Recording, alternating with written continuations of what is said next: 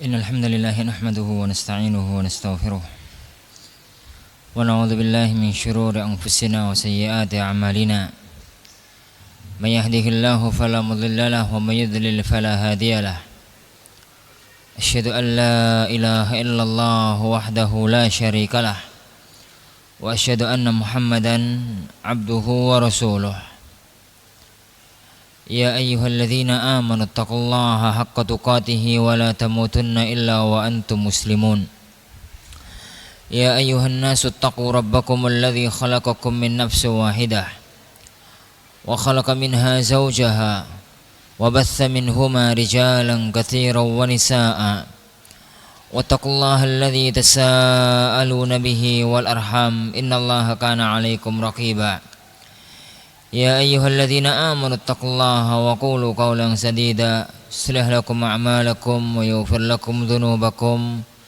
ومن يطع الله ورسوله فقد فاز فوزا عظيما أما بعد أيها الإخوة والأخوات yang dimuliakan oleh Allah Subhanahu wa taala, meneruskan apa yang kita pelajari bersama pada pertemuan yang lalu,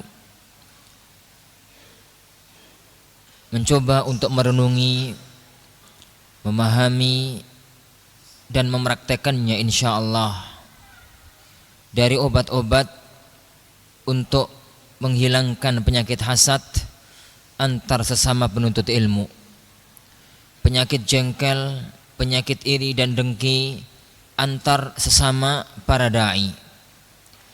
Yang pertama, Syekh mengatakan selalu mendoakan kepada sesama penuntut ilmu, sesama seorang yang berjuang di jalan Allah dalam menyebarkan dakwah ini pada saat orang yang di hadapan kita itu enggak ada. Yang kedua, berusaha untuk mendekatkan diri kepadanya, menanyakan kondisinya, mencintai dia, menanyakan kondisi keluarganya dan lain-lain. Al-thalis sekarang yang ketiga, ziyaratuhu wa idharu ma lahu minal fadli, mengunjungi teman kita tersebut, wa idharu ma lahu minal fadl, dan menampakkan keistimewaan dia, menampakkan kemuliaan dia, menampakkan keunggulan dia. Faqad kana al-ulama'u yazuruna tullabahum, adalah dulu para ulama mengunjungi murid-murid mereka, apalagi teman-temannya. Wa yaj'aluna dzalika qurbatan minal qurabil lati yataqarrabu bihal 'abdu ila rabbih, dan mereka menjadikan perbuatan itu adalah salah satu cara untuk mendekatkan diri kepada Allah, yang dengan itu seorang hamba mendekatkan diri kepada Tuhannya. Li'annahu kama qala, sebagaimana yang dikatakan oleh Rasulullah sallallahu alaihi wasallam, man 'ada maridan aw zara akhan lahu fillah, barang siapa yang mengunjungi orang yang sakit, aw zara akhan lahu fillah, atau mengunjungi saudara dia di jalan Allah, saudara sesama muslim, nadahu munadin, niscaya akan ada yang memanggil, antibta wa taba mamsyak, engkau adalah orang yang baik dan baik pula perjalananmu, wa tabawwa'ta minal jannah, dan engkau akan menyiapkan tempatmu nanti di surga. Jika memang ini para ikhwatin azanillahu wa iyyakum, salah satu di antara keutamaan saling berkunjung, tidak ada yang menjadikan dia berkunjung dari manfaat-manfaat duniawi, kecuali hanya karena ingin berziarah kepada teman dia satu agama, teman dia satu perjuangan, teman dia yang sama-sama berjuang atau yang sama-sama seakidah dan seiman.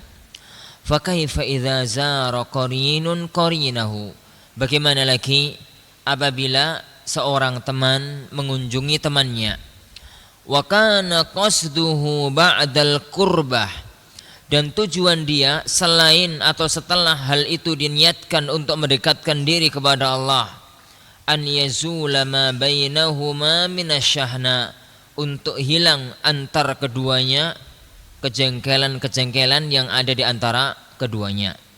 Au wa an yadfa'a anhu wa an ahihi syarra syaitan, dan dia berusaha dengan kunjungan itu, dengan ziarah itu untuk menghilangkan dari dia dan dari saudaranya tersebut kejelekan yang dihembuskan oleh syaitan.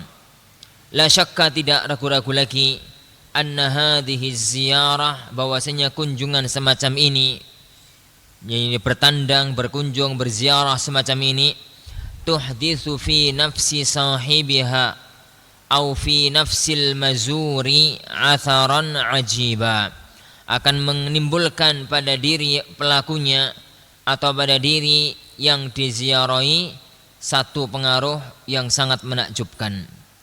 Wa yantuju min dzalika izalatu syahna, yang dengan itu jadi akan timbul hilangnya perasaan iri, dengki dan jengkel. Wa yash'urul 'abdu bi rahatin nafsiyah, dan seorang hamba akan merasakan ketenangan jiwa. Wa bihudu'in, dan dengan ketenangan, la yantabuhu qadarun au qalaqun, yang tidak akan diganti dengan kekeruhan maupun kegalauan. Idza dhahara situ qarinihi alaih, apabila ternyata yani pamor temannya itu lebih nampak daripada dia. Au dhafara qarinuhu bimas'alatin, atau temannya itu menemukan satu permasalahan, ta'ibahu wa fil bahthi anha, yang dia capek dalam membahas masalah tersebut. Para ikhwatiddin azanillahu wa iyyakum. Berteman apabila itu dilakukan dalam porsi yang pas, dilakukan pada waktu yang pas, dan dengan niat yang ikhlas, bukan karena unsur duniawi belaka, tapi karena niat ikhlas. Salah satunya adalah untuk menjalin hubungan kekerabatan, menjalin hubungan persaudaraan. Maka itu adalah salah satu di antara cara mendekatkan diri kepada Allah Subhanahu wa taala. Karena berziarah adalah akan menimbulkan pengaruh besar baik bagi yang datang maupun yang didatangi. Apalagi kalau memang antara keduanya ada ketidakcocokan, antara keduanya ada perselisihan dan ada ketidakselarasan. Apabila itu berusaha untuk dihilangkan dengan cara-cara semacam tadi, maka ziarah itu akan bernilai lebih. Oleh karena itu, apabila kita termasuk orang-orang yang memiliki rasa jengkel dengan sesama saudara kita, maka berusahalah untuk menghilangkan penyakit itu dengan sesekali atau sesering mungkin, apabila itu tidak mengganggu saudara kita, untuk menziarahi dia pada waktu-waktu yang dia tidak merasa terganggu dengan kedatangan kita. Kenapa? Kalau memang kita tidak memperhatikan waktu-waktu tersebut, niscaya kedatangan kita pun akan semakin menambah masalah. Waktu orang itu tidak ingin diganggu, waktu orang itu tidak ingin tersibukkan, atau cara yang paling baik adalah membuat janji, mengingat manusia pada zaman sekarang adalah banyak tersibukkan dengan urusan ini, dengan urusan itu, dengan urusan keluarga, dengan urusan yang lainnya. Maka paling tepat kalau tidak benar-benar bisa memilih waktu yang pas adalah tanya terlebih dahulu kapan waktu untuk bisa bertemu. Karena dengan bertatap muka, karena dengan dekat secara fisik, maka mudah-mudahan diharapkan dekat pula secara hati. Wa min azimi ma jaa an ulama'is salaf, dan di antara keagungan apa yang datang beritanya dari ulama'us salaf, fi ma'rifati man taqaddama fi fadlin, dalam mengakui orang yang melakukan atau orang yang mempunyai keutamaan, ma'ama yaqa'u fi nufusi ba'dihim ala ba'din, meskipun terjadi ketidakcocokan antara hati seorang sebagian di antara mereka pada yang lainnya. Maja'a an Abi Nuaim, apa yang datang riwayatnya, keterangannya, kisahnya dari Abu Nuaim Al-Fadl ibnu Dakin, indama su'ila indal khalifah, tatkala beliau ditanya di hadapan sang khalifah, fi fitnatil qauli bi khalqil Quran, dalam fitnah pendapat bahwasanya Al-Quran itu makhluk, dan ini sebagaimana antum tahu adalah fitnah yang pernah dihembuskan oleh orang-orang Mu'tazilah yang diawali pada zaman Al-Ma'mun dan 3 khalifah setelahnya, di mana jadi orang-orang ahlul bidah, orang-orang Jahmiyah dan Mu'tazilah berhasil jadi untuk mempengaruhi khalifah pada waktu itu adalah Al-Ma'mun, jadi untuk meyakini bahwasanya Al-Quran bukan kalamullah, tapi Al-Quran adalah makhluk. Yang dengan itu khalifah memaksakan pendapatnya ini untuk diikuti oleh semua ulama pada zamannya. Akhirnya tidak ada seorang pun ulama kecuali diuji. Apabila dia mengatakan bahwasanya Al-Quran adalah kalamullah, maka balasannya kalau tidak mati maka akan penjara. Ini, dan salah satunya adalah cerita yang ada di hadapan kita.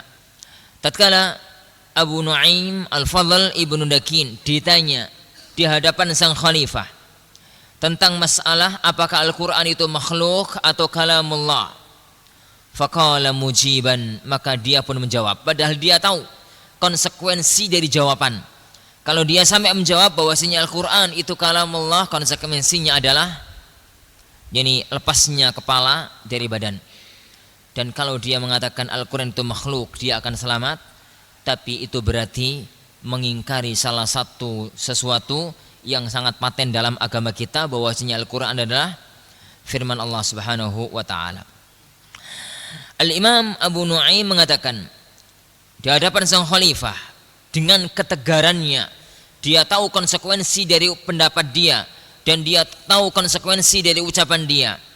Dia mengatakan adraktul Kufata, saya mendapati kota Kufah, wa biha aktsar min 700 syekh, dan di kota Kufah saat itu ada lebih dari 700 ulama, 700 syekh. Al-A'mash famanduna, semacam Al-Imam A'mash, salah satu imam besar ahli hadis, termasuk salah satu perawi sahihain, famandunahu, dan ulama-ulama yang di bawah beliau, yang levelnya di bawah beliau.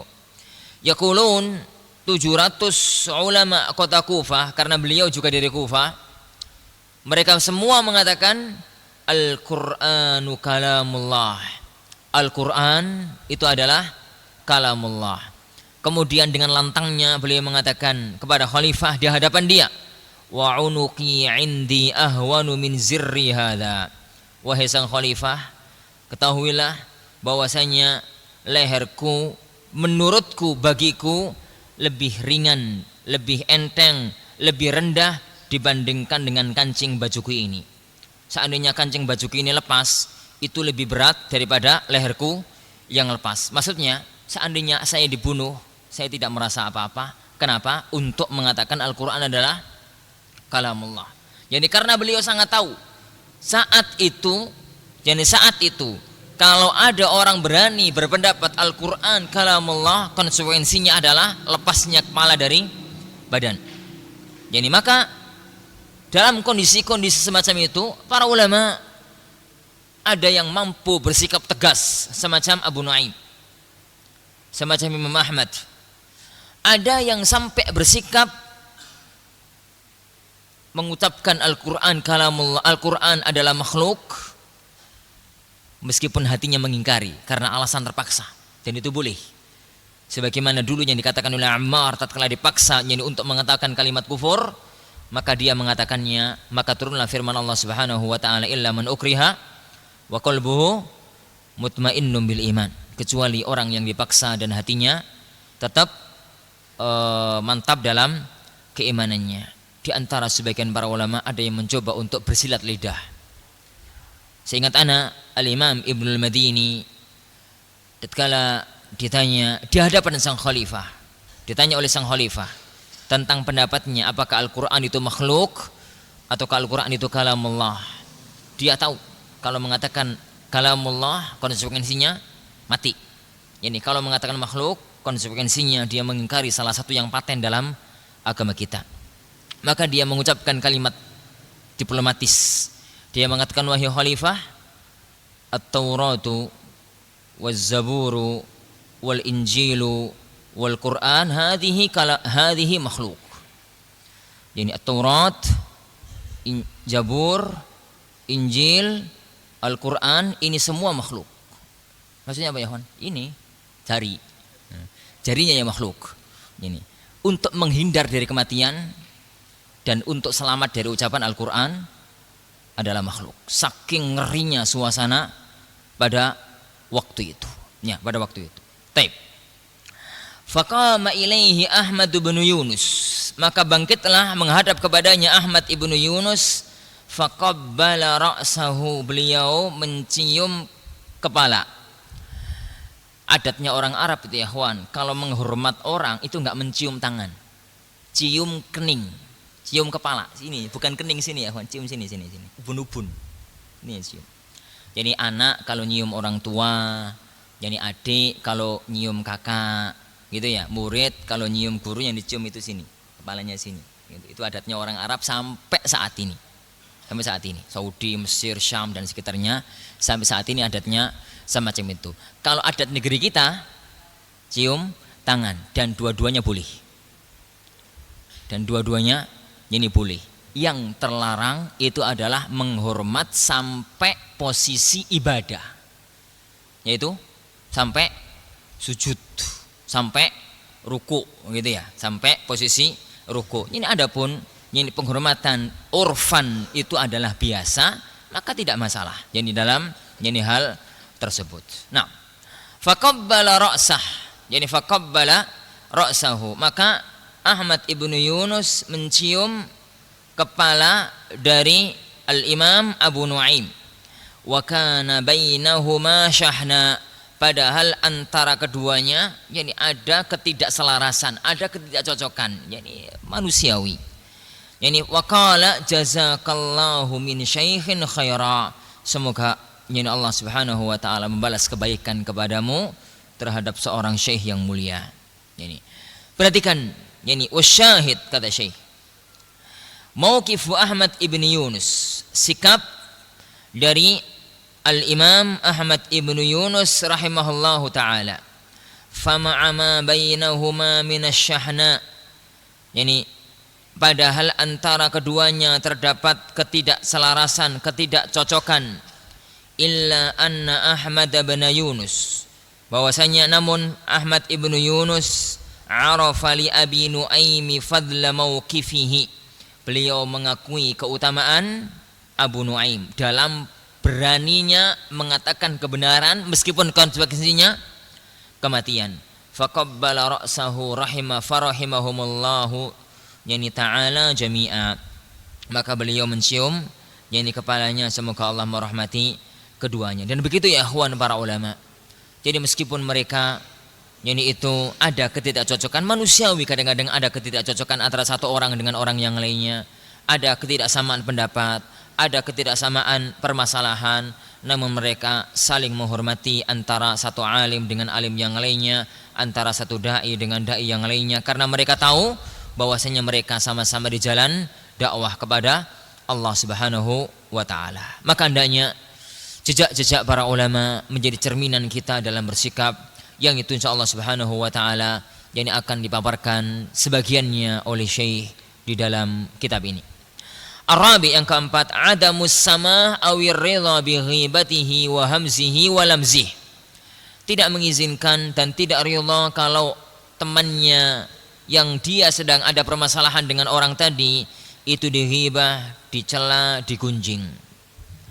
Fa idza kunta fi majlisin, apabila engkau dalam sebuah majlis, walumiza fihi sahibuka alladhi fi qalbika hasadun ali, lalu digunjing, dicela temanmu yang di dalam hatimu ada hasad kepadanya, fala yakun minkat tasyaffi, maka janganlah engkau yani at-tasyaffi, yani itu merasa puas kalau temannya yang dia sedang bermasalah dihinakan, dihujat, yani kena bencana, itu namanya tasyaffi. Apa bahasa kita?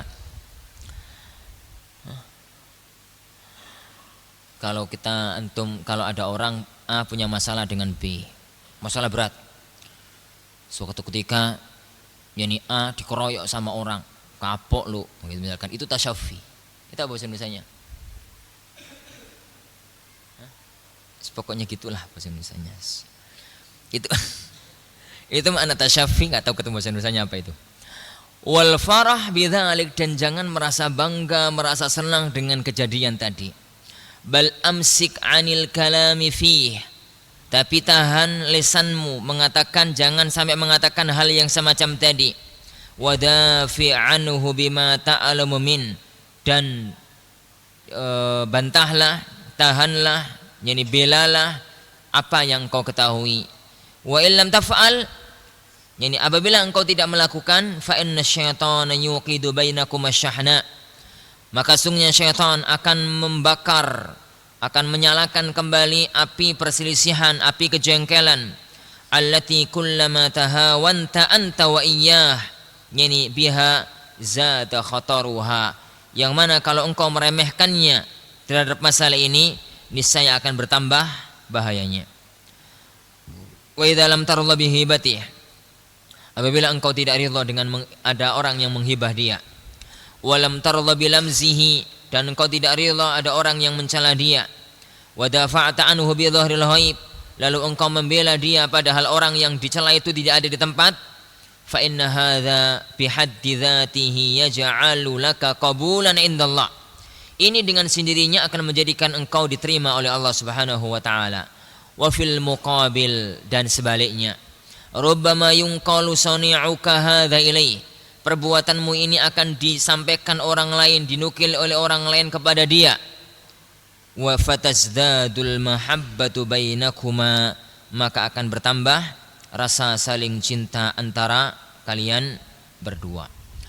Para hadirin azani Allah wa iyyakum. Jadi di antara cara, di antara obat, di antara resep yang dipaparkan oleh Syekh As-Sadhan hafizahullah, bagaimana mengobati penyakit hati, mengobati penyakit kejengkelan antara satu orang, antara kita dengan teman yang kita jengkeli, adalah kita berusaha apabila ada orang yang menjelek-menjelekkan teman yang sekarang ada masalah dengan kita dengan sesuatu yang tidak benar, maka dibela. Kalau ini tidak, minimalnya kita tidak ikut nimbrung, apalagi malah manas-manasi suasana. Kenapa? Karena kita tahu kita dan dia sama-sama berada di jalan Allah Subhanahu wa taala. Dan ini sangat beda permasalahannya apabila yang sedang ada masalah dengan kita adalah orang-orang yang memang sedang berjuang untuk menegakkan kebatilan, yakni ahlul bidah, ahlul ahwa. Itu permasalahannya beda. Tapi kalau memang sesama ahlus sunnah, sesama dai di jalan Allah, kemudian ada ketidakcocokan antara satu dengan yang lainnya, dan itu adalah manusiawi. Tidak ada seorang pun yang sama, antar saudara kembar pun akan terjadi persengketaan, akan terjadi perselisihan. Maka hendaknya sesuatu yang jauh lebih utama itu kita depankan daripada masalah-masalah pribadi yang itu akan merusak persaudaraan antara kita bersama.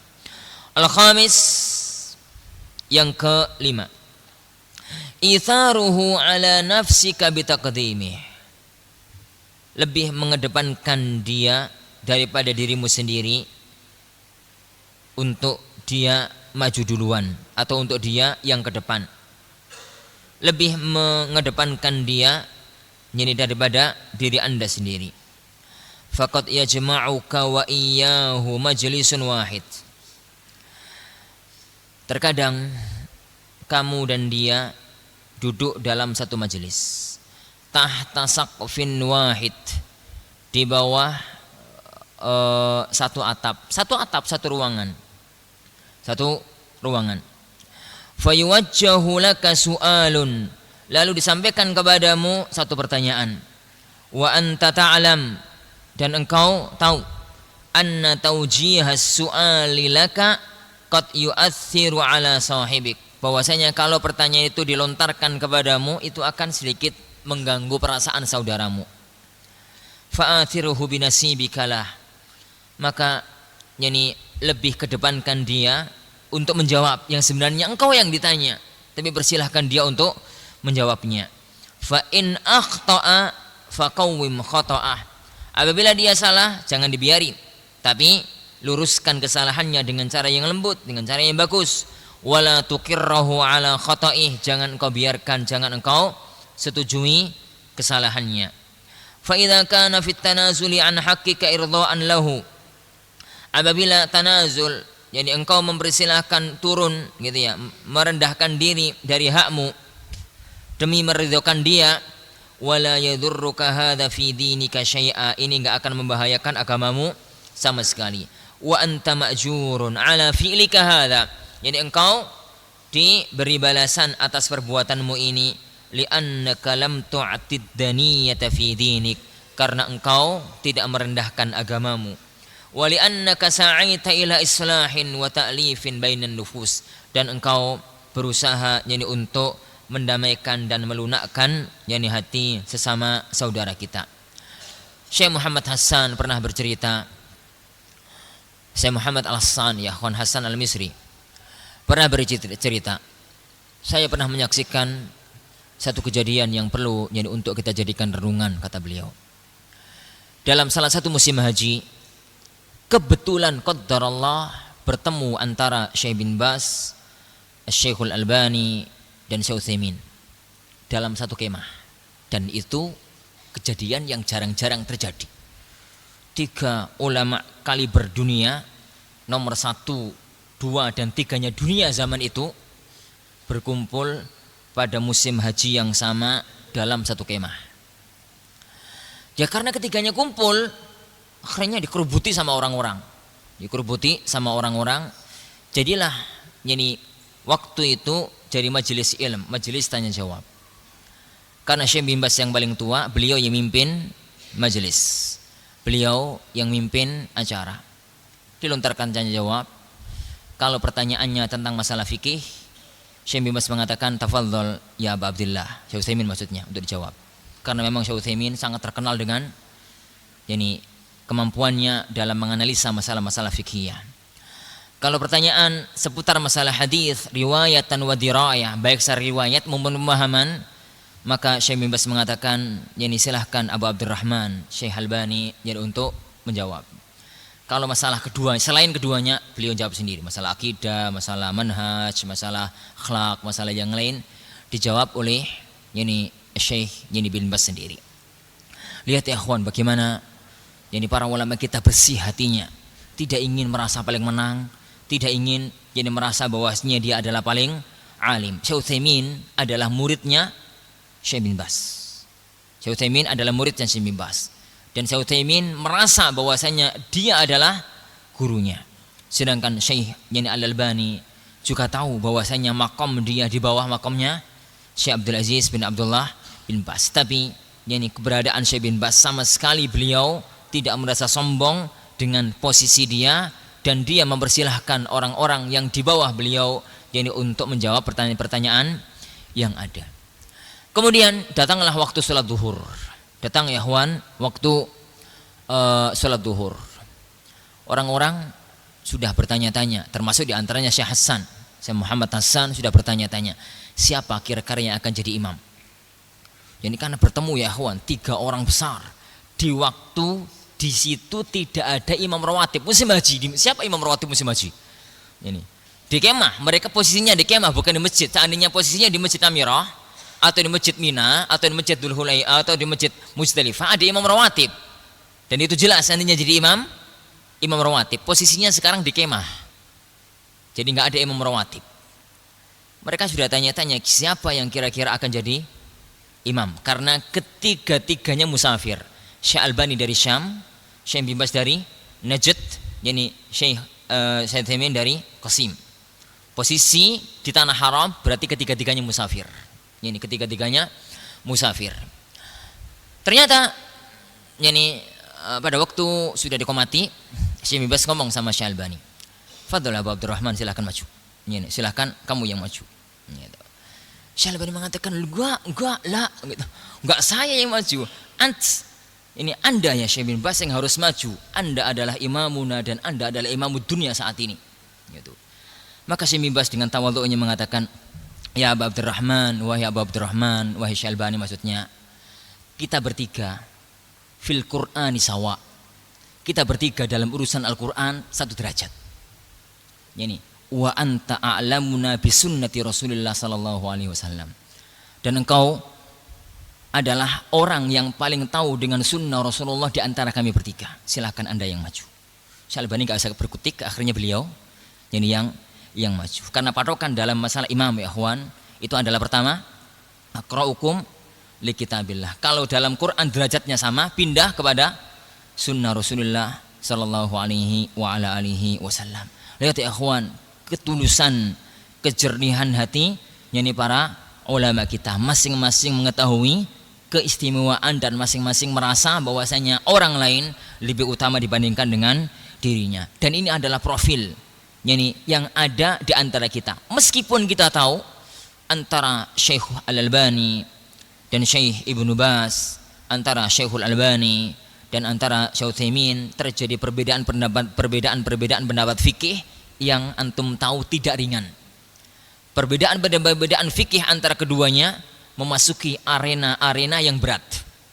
Meskipun demikian, mereka semua tahu bahwasanya mereka berada dalam satu jalan, sama-sama berdakwah di jalan Allah Subhanahu wa taala, maka masing-masing berusaha untuk membersihkan hatinya dari kejengkelan, kedengkian antar saudara-saudaranya. Nah, as-sadis, yang keenam, istisyaratuhu wa talabu nasihatih. Minta nasihat, minta musyawarah, berusaha mengajak musyawarah dan minta nasihat kepadanya. Dzukira anna Ibnu Abbas, disebutkan bahwasanya Abdullah bin Abbas radhiyallahu anhu maqal, beliau mengatakan, "Thalathatun la yujzihim illa du'a." Ada 3 orang yang tidak bisa dibalas kepada kebaikan mereka kecuali doa. Tidak ada apa yang bisa untuk membalas kebaikan mereka kecuali doakan kebaikan. Rajulun dakhaltu alaihi fi majlisin faqama ilayya basyan mustabsyira. Seseorang yang saya masuk dalam majelis dia, lalu dia pun menyambut kedatanganku dengan sumringah, ngerti sumringah ya, dengan senang, dengan wajah yang gembira. Wa rajulun afsahali fi majlis, seseorang yang meluaskan majelisku, tempat dudukku. Wa rajulun nazalat bi nazilatun, nazalat bihi nazilatun, seseorang yang tertimpa satu permasalahan. Fastasyarani, lalu dia mengajakku musyawarah. Faulaika alladzina la ajzihim illa du'a. Merekalah orang-orang yang saya tidak mampu untuk membalas kepada mereka kecuali hanya sekedar berdoa, karena tidak bisa untuk dibalas dengan barang-barang duniawi. Hanya Allah Subhanahu wa taala yang mampu untuk membalas mereka. Wa li anna istisyarataka lahu wa talaba an-nasihati min, karena dengan kamu meminta musyawarah kepada dia dan meminta nasihat kepada dia, yaj'alu fi nafsihi mahabbatan laka wa qabula, akan menjadikan rasa cinta dan diterima dalam dirimu. Wa sayalam, dan dia akan tahu, annaka ma ataita ilaihi illa li thiqatika fi wa li mahabbatika lahu, bahwasanya engkau tidaklah datang kepadanya kecuali karena engkau percaya kepadanya dan engkau mencintainya. Wa hadza bi idznillah, dan ini dengan izin dari Allah. Yatrudu ma bainakuma minasyahna, akan menghilangkan, membuang apa yang ada di antara kalian berdua dari perasaan jengkel. Wal amru huna asir, perkara ini memang sulit. Walakinnahu yasirun, namun itu adalah mudah. Ala man yassarahullahu alaihi, bagi orang yang dimudahkan oleh Allah Subhanahu wa taala.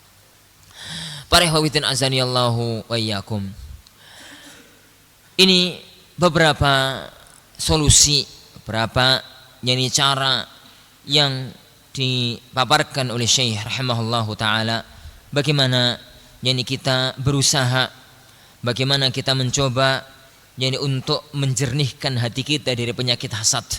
Karena penyakit ini ya akhwan, kalau tidak dicermati dari kecil, kalau tidak tercermati dari awal munculnya, kalau sudah memasuki titik-titik yang mendalam dalam hati, sulit sekali untuk dihilangkan. Karena itu adalah penyakit hati. Terkadang orang mencela orang lain bukan karena orang itu jelek, tapi karena hasad, yang ada dalam dirinya. Yani orang tidak senang kepada orang lain bukan karena dia berbuat salah, tapi karena dari awal ada perasaan tidak senang pada orang tadi. Lihat bagaimana penyakit hasad pernah membawa manusia pada tingkatan yang berbahaya. Pernah saya katakan pada pertemuan-pertemuan kemarin, orang-orang Yahudi yang mereka tahu 100% bahwasanya Muhammad adalah utusan Allah, tapi mereka tidak mau beriman karena penyakit hasad. Mereka hasad, mereka nggak senang, mereka iri, mereka dengki. Tatkala ternyata Nabi akhir zaman itu munculnya bukan dari kalangan Bani Israel, tapi dari kalangan bangsa Arab. Bukan dari keturunan Ishak, tapi dari keturunan Nabiullah Ismail alaihi wassalatu wassalam. Padahal Allah Subhanahu wa taala menyebutkan tentang orang-orang ahli kitab bahwasanya mereka itu ya'rifunahu kama ya'rifuna abna'ahum. Mereka itu mengenal Rasulullah sebagaimana mereka mengenal anak mereka. Dan lihat apa sebab Abu Jahal tidak mau beriman. Sebab Abu Jahal tidak mau beriman bukan karena dia tidak tahu kalau Muhammad itu di atas kebenaran. Bukan karena dia tidak tahu kalau Islam itu adalah agama yang hak. Abu Jahal sangat yakin, seyakin-yakinnya kalau Rasulullah Shallallahu Alaihi Wasallam itu di atas kebenaran, sebagaimana dia yakin kalau siang itu ada matahari dan kalau malam ada rembulan. Yakin seyakin-yakinnya, tapi dia tidak mau beriman hanya karena hasad, karena ini Muhammad Shallallahu Alaihi Wasallam dari Bani Hashim, sedangkan dia dari Bani Mahzum. Itu aja. Padahal antara Bani Hashim dan Bani Mahzum terdapat persaingan yang sangat ketat, yani antara keduanya. Dan lihat pula bagaimana Abdullah ibnu Saba menjadi orang semacam itu bukan karena apa-apa, dia hanya karena hasad yang ada dalam hatinya. Karena sebagaimana antum tahu dalam sejarah bahwasanya sebelum kedatangan Rasulullah Sallallahu Alaihi Wasallam, Abdullah ibnu Ubay ibnu Salul adalah kandidat terkuat untuk menjadi raja Madinah, raja Yathrib, untuk mengendalikan kepemimpinan Aus dan Khazraj. Karena pada waktu itu Aus ada pimpinan sendiri, Khazraj ada pimpinan sendiri, karena mereka sering tengkar, selalu perang Bu'ath yang antum tahu berlangsung 20 tahun antara Aus dan Khazraj, memakan korban yang sangat banyak. Akhirnya mereka ingin untuk menyatukan langkah dan pilihan jatuh kepada seorang yang jenius, seorang yang baik. Sebelum kedatangan Rasulullah SAW, Abdullah ibnu Ubay ibnu Salul. Begitu dia hampir menjadi raja, hampir menjadi pimpinan, Rasulullah SAW diizinkan oleh Allah untuk hijrah ke kota Madinah. Otomatis ya ikhwan, kepemimpinan beralih dari dia kepada Rasulullah SAW. Bukannya Abdullah bin Ubay ibnu Salul nggak tahu kalau Rasulullah itu di atas kebenaran, tapi penyakit hasad, penyakit hati. Kenapa kok dia bukan saya? Maka itu yang menjadikan segala sesuatunya berubah, menjadikan segala sesuatunya menjadi semacam itu. Dan kisah demi kisah dalam sejarah sangat menunjukkan bahwasanya penyakit ini adalah penyakit yang sangat berbahaya. Tatkala penyakit ini sudah masuk dalam hati, kenapa kok dia bukan saya? Kenapa tidak saya, kok dia? Kalau penyakit ini sudah masuk dalam hati dan ini sudah memasuki arena kancah dakwah, arena dalam para penuntut ilmu, orang-orang yang berada dalam barisan ahlul haq, barisan kebenaran, maka ini adalah sesuatu yang sangat merusak barisan dakwah di jalan Allah Subhanahu wa taala.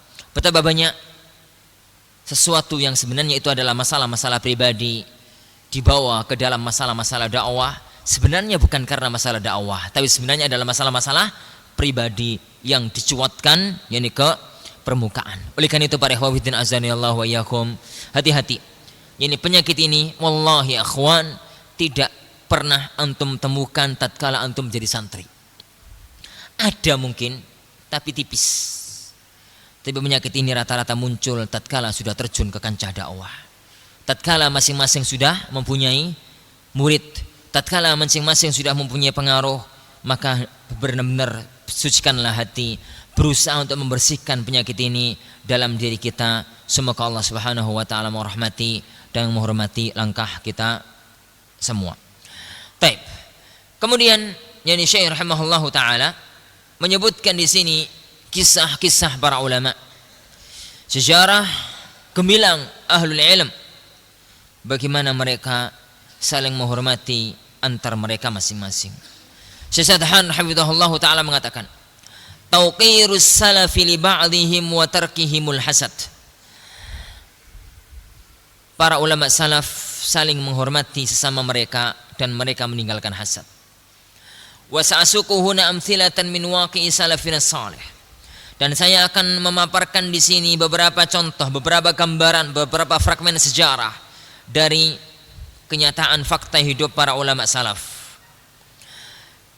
Tubayyinu kaifa kana ba'dhuhum yuwaqqiru ba'dha, menunjukkan, menerangkan bagaimana sebagian mereka menghormati sebagian yang lain. Wa kaifa kanu min ab'adin nas anis syahna, dan bagaimana mereka orang yang sangat jauh dari sifat jengkel, iri dan dengki. Wa anit tanafusi ghairil masyru', dan berlomba dengan sesuatu yang tidak disyariatkan. Wa kaifa anna ba'dhum yu'thiru bi nasibihi akha, dan bagaimana sebagian mereka mengedepankan yakni bagiannya kepada saudaranya. Wa yadhkuru fadla akhihi bihudurihi, dan menyebutkan keutamaan saudaranya di hadapan dia. Wa fi ghibatihi, dan tatkala dia tidak ada.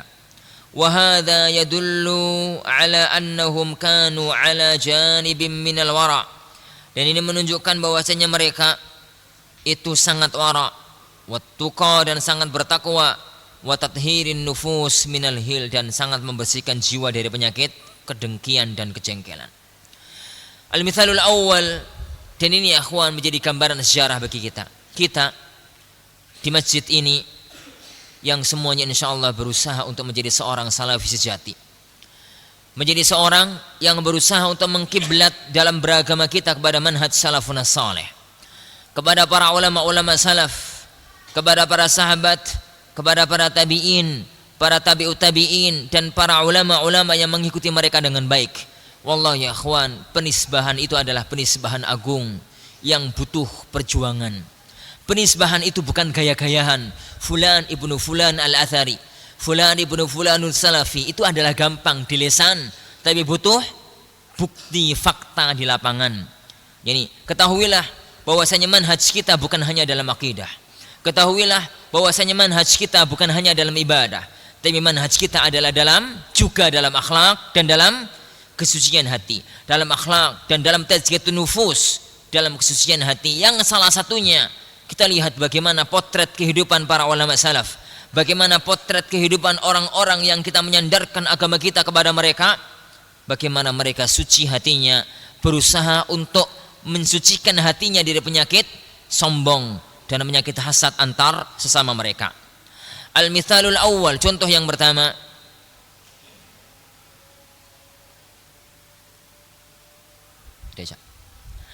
Taib insyaallah subhanahu wa ta'ala sudah dan contoh yang pertama insyaallah subhanahu wa ta'ala kita teruskan pada pertemuan yang akan datang. Kita lihat bagaimana gambaran para ulama kita, gambaran sejarah para sahabat Nabi sallallahu alaihi wasallam, di mana mereka berusaha jadi untuk saling menjaga hati dari penyakit-penyakit yang mengotori kesucian hati mereka di jalan dakwah, di jalan Allah subhanahu wa ta'ala. Takhiri, subhanakallahumma wa bihamdik, asyhadu an la ilaha illa anta, astaghfiruka wa atubu ilaik. Wa sallallahu wa sallama wa baraka ala nabiyyina Muhammad. Assalamualaikum warahmatullahi wabarakatuh.